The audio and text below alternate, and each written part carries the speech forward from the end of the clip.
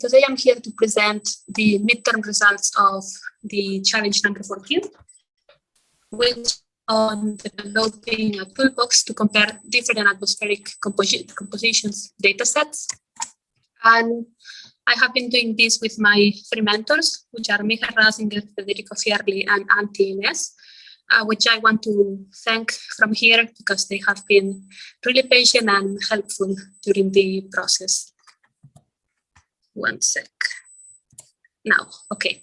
So I'm going to start this in a bit of a personal way and explain how did I get here. I actually studied mechanical engineering in Spain, which is, I would say, absolutely not related to atmospheric sciences. And while I was in my last year, I had the opportunity to do an exchange in South Korea at Inha University. And I could finally choose subjects that I liked as optional subjects. And I started to get into environmental chemistry and physics, numerical analysis. After this, I decided to go back to the country, and I did an internship at the Korea Institute of Energy Research for 10 months, during 10 months.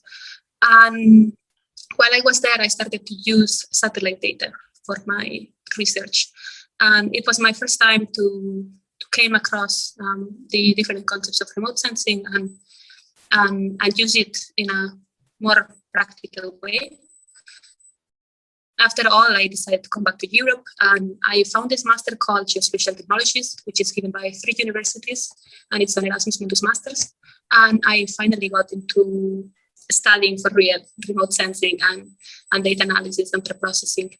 And so now I am in my 2nd semester, and during my 2nd semester, I came across the summer weather code of ECMWF. And I found it very interesting because I could put in practice what I was learning, and I could use it later for my master thesis and make this project really consistent in time.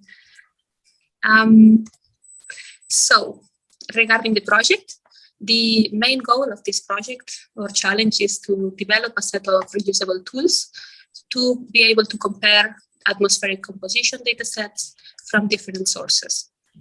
And these tools must at least be able to perform the operations that you can see on the right.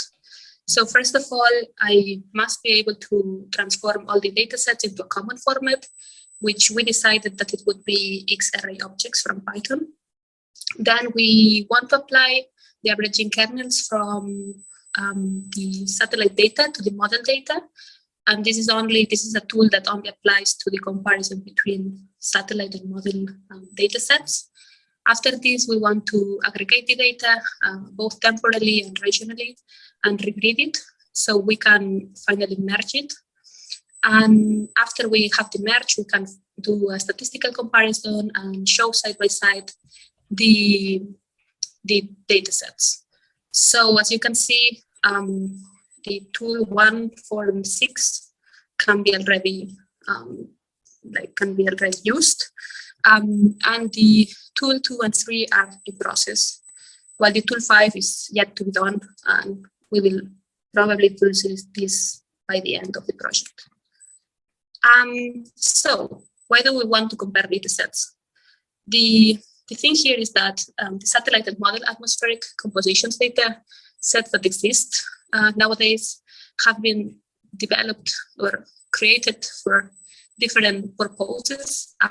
So they have been stored in different locations, and they use different data formats, and they also have non-compatible metadata, which makes them not easily comparable. And the idea of ECMWF is that they want to be able to validate these data sets, and in order to validate them, they must compare them to data sets that they are already using, that are already reliable for them.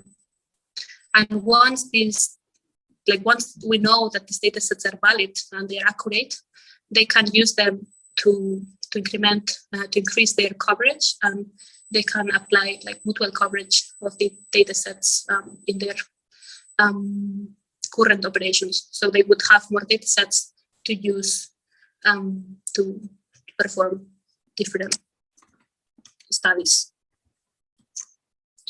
The proposed data sets that we have are these ones here. So we have 5 sources. We have 2 models which come from Copernicus, and then we have 3 instruments that are installed in different satellites. As we can see, the species that we can get from these models are quite diverse, and they are not always the same ones. And the horizontal resolution and temporal coverage and resolution are quite different among themselves, which makes the comparison not trivial at all. And then the file format is also different. Going to the preliminary results, this past month and half or past 2 months, I have been working especially on comparing the Tropomi dataset from Sentinel-5P and the CAMS model from Copernicus. And we've been comparing this for nitrogen dioxide specifically, with the idea of being able to perform all these tools, like to use all these tools in this comparison and later on scale it up to other species and other data sets. And so, as you can see on the left, these were the steps that I followed. And basically, I collected first the CAMS components levels data, then the Tropomi component columns data. I transformed both data sets into X-array objects, and I reduced the size of these objects because it was just too much data to use, and it just delays the operation later. And then I applied the averaging kernels to the model data by finding the nearest neighbors. This is something that must be corrected, and we will be working on the next weeks. So the idea is that we can apply the averaging kernels to the model data by interpolating the CAMS pressures and not by finding the closest CAMS pressure to the observation space. So yeah, after this is solved, in principle, this application of the averaging kernels will be corrected. And after this step, we converted the units. So we have the same units. And we created a comparison table by merge. So we can already see the total column of nitrogen dioxide from CAMS and Tropomi at all the locations of our study area. And at the end, we wanted to visualize the data sets side by side. And you can see here one of the results. So we have the distribution of nitrogen dioxide at 12 on 21 of June this year for Czech Republic.